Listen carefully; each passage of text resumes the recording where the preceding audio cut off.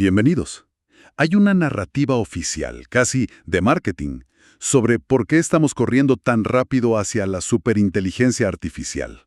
Nos dicen que es para curar el cáncer, para resolver el cambio climático, para acabar con la pobreza.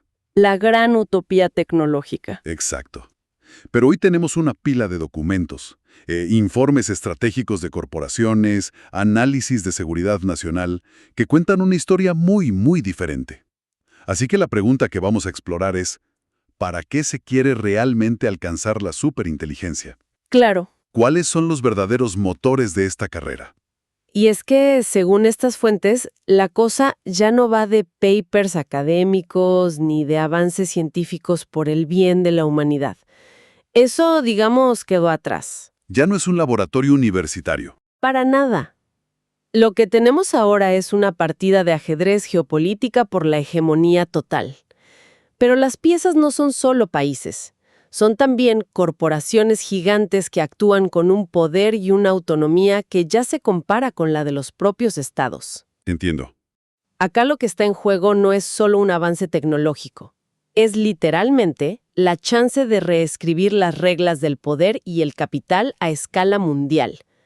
Me quiero detener en ese punto. Corporaciones que actúan como estados.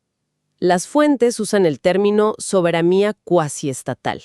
Suena muy fuerte. Suena fuerte, y lo es. ¿Cómo se ve eso en la práctica? En términos de dinero y poder. Se ve en la escala. El presupuesto combinado que se está invirtiendo para desarrollar una inteligencia artificial general, una AGI, ya supera, ajustado a la inflación, al del proyecto Manhattan. ¡Guau! ¿El que creó la bomba atómica? Después de su reestructuración interna, su valoración se disparó a $500,000 millones. Y para entender su poder hay que mirar su relación con Microsoft. Claro, el famoso acuerdo que se firmó a finales de 2025. En los titulares se leyó como una inversión gigante. Pero estos documentos sugieren que es mucho más que eso. Muchísimo más. ¿Qué es lo que no se vio a simple vista? Es que no es una inversión, es un alineamiento estratégico total para un mundo después de la AGI.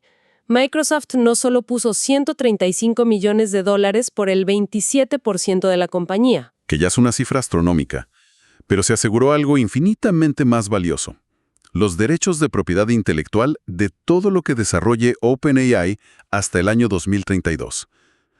Eso es clave. Es clave. Incluso si alcanzan la singularidad, la superinteligencia, Microsoft retiene los derechos. El acuerdo, además, tiene cláusulas fascinantes que muestran esta fusión de poder corporativo y estatal. ¿Cómo cuáles? Por ejemplo, estipula que la declaración de que se ha alcanzado la AGI debe ser validada por un panel de expertos supuestamente independiente. Supuestamente. Pero lo más crítico es una cláusula que garantiza al gobierno de Estados Unidos acceso prioritario y casi restricto a la tecnología. O sea, la integra formalmente en la infraestructura de defensa nacional. La línea entre la empresa y el Estado se borra por completo. Se vuelve increíblemente borrosa. Entonces, queda claro que el objetivo aquí no es la filantropía. Para Microsoft, esto es la creación del motor económico supremo. Y me llamó la atención el concepto de Mustafa Suleyman, cofundador de DeepMind y ahora jefe de toda la división de IA de Microsoft. Sí. Él lo llama el test de Turing económico. Suena a un cambio de paradigma total. Es un cambio de paradigma brutal.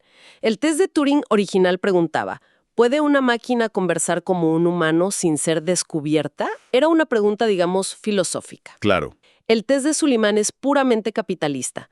Para él, una AGI será real cuando sea un agente autónomo capaz de tomar, no sé, $100,000 y convertirlos en $1,000,000 sin intervención humana. Increíble. El objetivo no es la conciencia, es la rentabilidad autónoma. ¡Wow!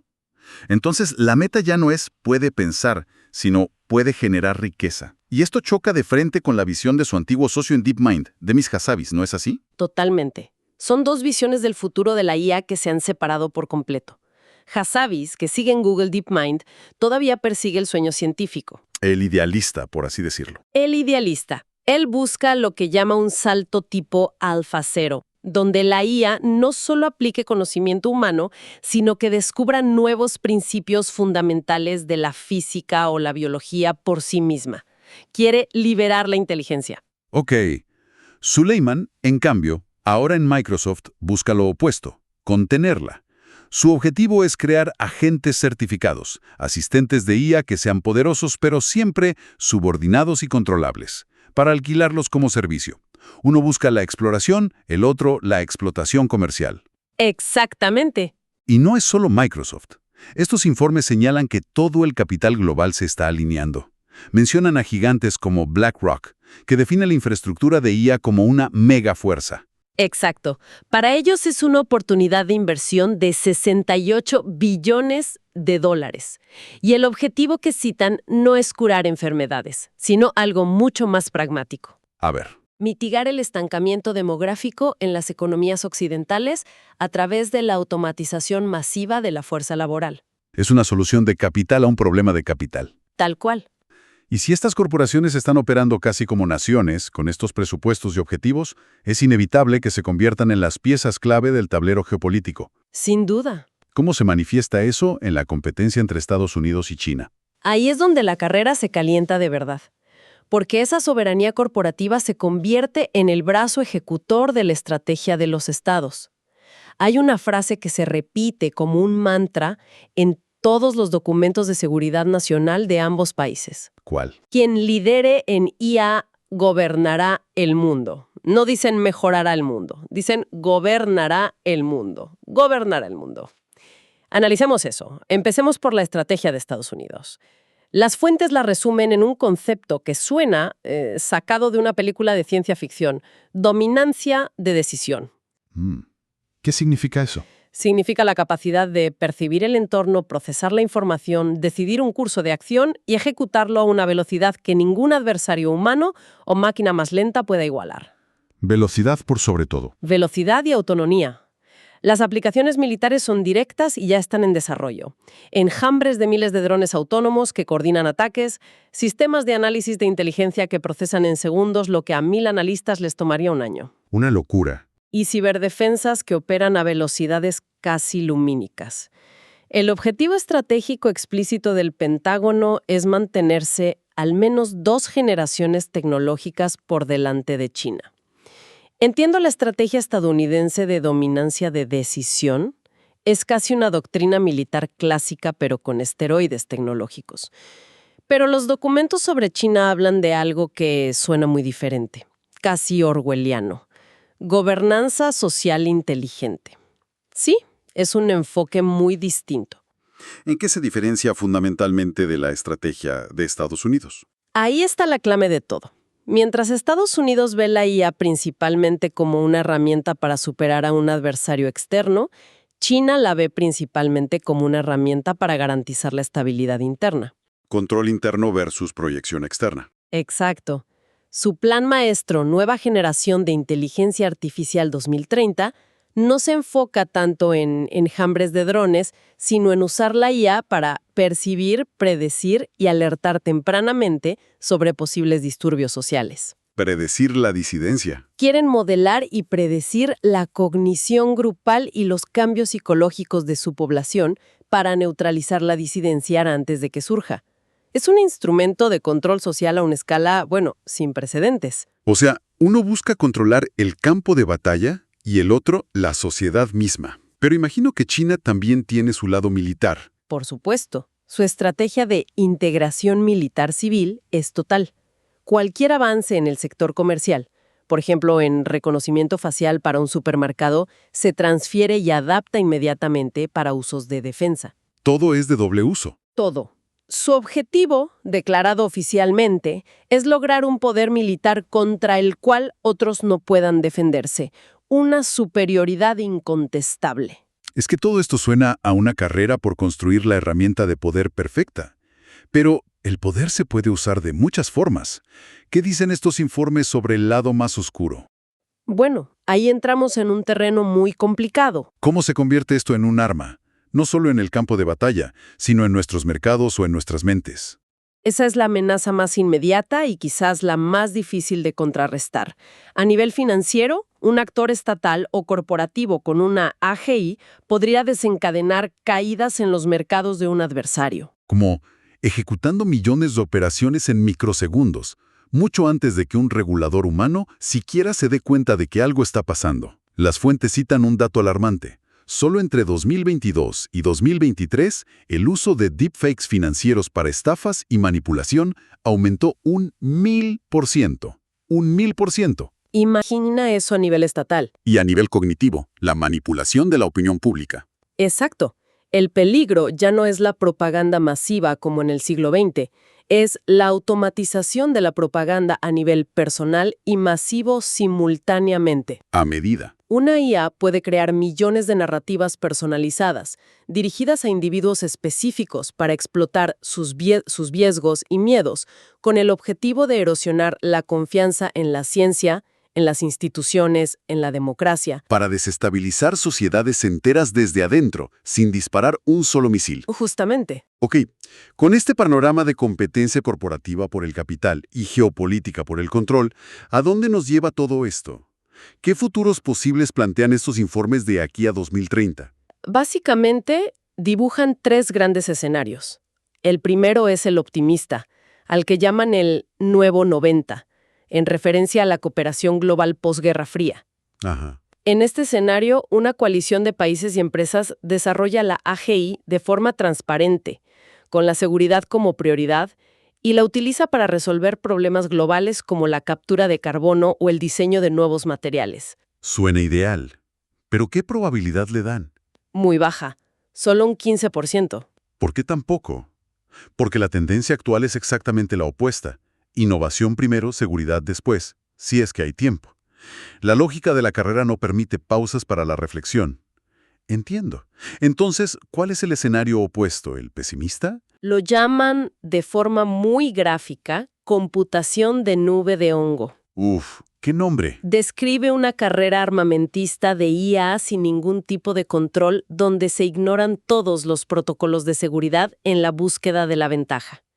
Esto podría llevar a un evento catastrófico accidental. ¿Cómo cuál? Como una IA que diseña una pandemia para probar su capacidad, o un colapso de infraestructura crítica global porque dos IAs militares entran en un conflicto no previsto. Los expertos le dan a este escenario una probabilidad del 35%. ¿35%? Es altísimo. Es el miedo que llevó a pioneros como Geoffrey Hinton, uno de los padrinos de la IA, a renunciar a Google para poder advertir libremente sobre el riesgo de extinción. Y sobre ese punto, ¿qué tan en serio se toman estas advertencias dentro de estas mismas corporaciones? Porque, por un lado, tenemos a sus propios creadores hablando de apocalipsis, pero por otro, Claro, vemos que la inversión y la velocidad solo aumentan. ¿Es solo una cuestión de relaciones públicas o realmente ignoran los riesgos? es una gran pregunta. La sensación que transmiten los documentos es que, a nivel individual, muchos ingenieros y directivos están preocupados. Pero la lógica del sistema, la presión de los mercados, la competencia nacional, es mucho más fuerte. La inercia del sistema. Es como un tren a toda velocidad donde algunos pasajeros ven que hay un abismo más adelante, pero nadie tiene el poder de tirar del freno de emergencia, porque temen que el otro tren los adelante. Si tenemos un 15% de probabilidad para el escenario bueno y un 35% para el catastrófico, nos queda un 50% para el escenario más probable. ¿Cuál es? Es el que llaman hipercompetencia confusa o Guerra Fría 2.0. Básicamente, es una extrapolación de la realidad actual. Lo que ya estamos viendo. Exacto. Una competencia de altísima tensión entre el bloque de Estados Unidos y sus aliados corporativos y el bloque de China, en un orden mundial fragmentado y desconfiado. No necesariamente una guerra caliente, pero sí una lucha constante en el ciberespacio, en la economía y en la propaganda. ¿Y las consecuencias de ese escenario serían? El resultado directo sería el desplazamiento masivo de trabajadores cognitivos, analistas, programadores, asistentes legales y una concentración de riqueza y poder sin precedentes en manos de los ganadores de esta carrera. Y aquí es donde los informes empiezan a hablar de los costos reales, de los que no se mencionan en las presentaciones de productos. El primero es el costo climático, que parece una paradoja enorme. Es la gran contradicción. Se nos vende la IA como la herramienta que optimizará nuestras redes eléctricas y encontrará soluciones para la eficiencia energética. Y sin duda tiene ese potencial. Pero, Pero su propio desarrollo está creando lo que los analistas llaman un boom de la IA alimentado por gas natural. El apetito energético de los centros de datos necesarios para entrenar estos modelos es monstruoso. ¿Qué tan monstruoso?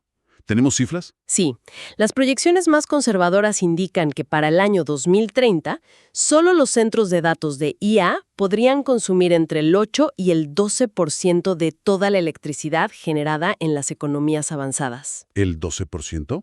Del Acuerdo de París. O sea que la herramienta para solucionar el problema lo estaría empeorando. Estaría anulando cualquier beneficio que pudiera traer en optimización. Y si el costo climático es tangible, en gigavatios y emisiones, hay otro más filosófico, casi existencial. Las fuentes citan mucho a Stuart Russell, otro de los grandes teóricos de la IA y su advertencia sobre el debilitamiento de la humanidad. ¿A qué se refiere exactamente con eso? Se refiere a un futuro donde la AGI se ha hecho cargo de todas las tareas cognitivas importantes. No solo conducir camiones, sino escribir novelas, diseñar edificios, gestionar la economía, gobernar ciudades. El trabajo intelectual. Todo. Si todo lo que requiere esfuerzo intelectual y creatividad lo hace una máquina de forma más eficiente, ¿qué nos queda a nosotros? Russell advierte del riesgo de convertirnos en una especie de niños perezosos atendidos por máquinas omnipotentes. Perderíamos el propósito. Perderíamos nuestro propósito y, lo que es más importante, perderíamos el control sobre entidades mucho más inteligentes que nosotros. El objetivo final de esta empresa, visto fríamente, es lograr los objetivos humanos sin la ineficiencia y el desorden del trabajo humano. Entonces, si volvemos a la pregunta con la que empezamos, ¿para qué se quiere realmente la superinteligencia? La conclusión que se desprende de todas estas fuentes es bastante cruda. Sí, lo es. No se está construyendo para la gente común. Se está construyendo como el instrumento definitivo de poder para las élites corporativas y estatales que ya dominan el mundo. Exactamente. Las corporaciones buscan un motor económico soberano que les garantice una ventaja perpetua. Los estados buscan una dominancia estratégica y un control social absolutos. Y esa bonita narrativa de curar el cáncer o salvar el planeta queda como una nota al pie. Una justificación para el público. Una justificación. La carrera ya superó hace tiempo el punto donde la autorregulación corporativa o las buenas intenciones son suficientes. Estamos compitiendo por llegar a la cima de la montaña de la inteligencia, y quien llegue primero no solo plantará una bandera, sino que podrá rediseñar todo el paisaje para el resto. Y determinará la trayectoria futura de nuestra especie. Y eso nos deja con una última reflexión que proponen estos documentos, basada en la advertencia de Stuart Russell. Si construimos estas entidades más poderosas que nosotros, sin haber resuelto primero el problema fundamental de garantizar que sus objetivos estén perfectamente alineados con los nuestros... Algo que nadie sabe cómo hacer. Exacto, nadie sabe. Entonces, ¿qué significa realmente ganar esta carrera? ¿Estamos compitiendo para construir a nuestros sucesores? ¿Para cederle las llaves de la torre de control global a una inteligencia que no entendemos del todo?